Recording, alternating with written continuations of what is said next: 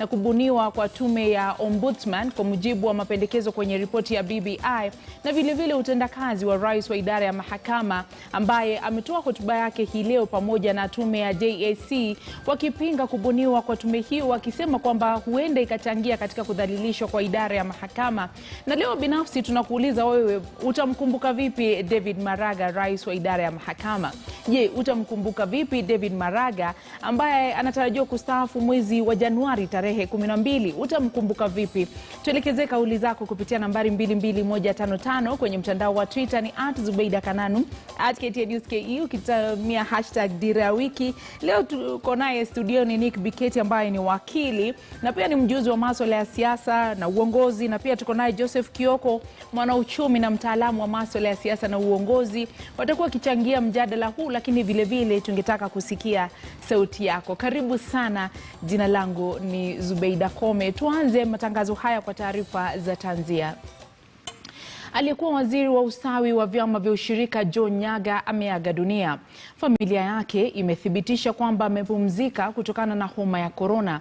Nyaga ambaye ameondoka duniani akiwa na umri wa miaka 72 alikuwa mwanachama wa chama kikongwe cha KANU alikohudumu kwenye baraza la mawaziri katika serikali ya hayati Rais Daniel Arap Moi hadi mwaka 2002 alipokihama chama hicho na kujiunga na upinzani. Itakumbukwa kwamba alipigania kiti cha eneo bunge la Gashoka kupitia muungano wa Rainbow mwaka 2002 na mwaka wa 2007 alikuwa mmoja wa viongozi wa kitovu cha chama cha ODM kwenye kitengo cha Pentagon ambapo Raila Odinga alikuwa mgombea wa urais. Elimu yake ya sekondari aliipata katika shule ya wavulana ya Alliance na kisha kujiunga na chuo kikuu cha Nairobi kabla ya kwenda ughaibuni kwa masomo zaidi. Joseph William Ndhiga Nyaga alizaliwa Januari 6 mwaka 1948 na ameaga dunia leo Disemba 11 mwaka 2020.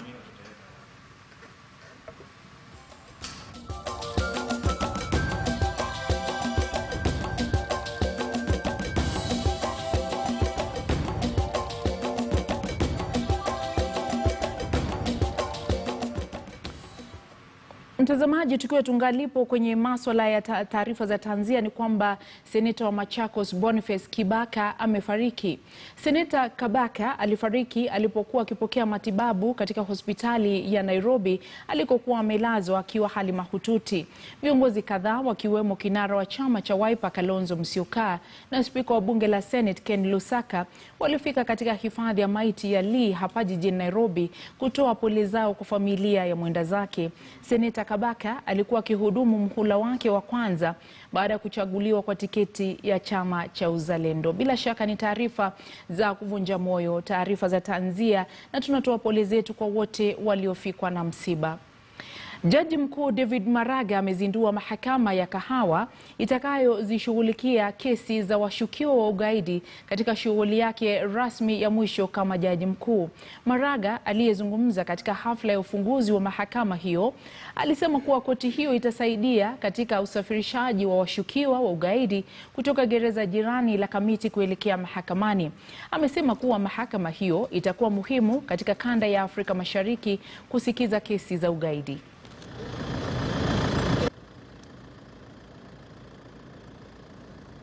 The fact that this court will exclusively handle counterterrorism and related crimes makes it more specialized than any other in this country. It will no doubt contribute significantly to the efficiency in the disposal of terrorism cases. Transporting high-profile suspects from here to other courts has always been a very, very difficult exercise. We have seen it in our courts, the kind of security detail that you have to transport those inmates has been a lot, and you can imagine the expense involved. Many times cases cannot proceed because there is a challenge in the complex transport logistics required to move the suspects around from prison to courts. This will now simply They will now simply walk across from their cells, saving time and money while reducing the risk of escape. Na vile vile Jaji Mkuu David Maraga pamoja na tume ya JSC wametoa taarifa kwambatana na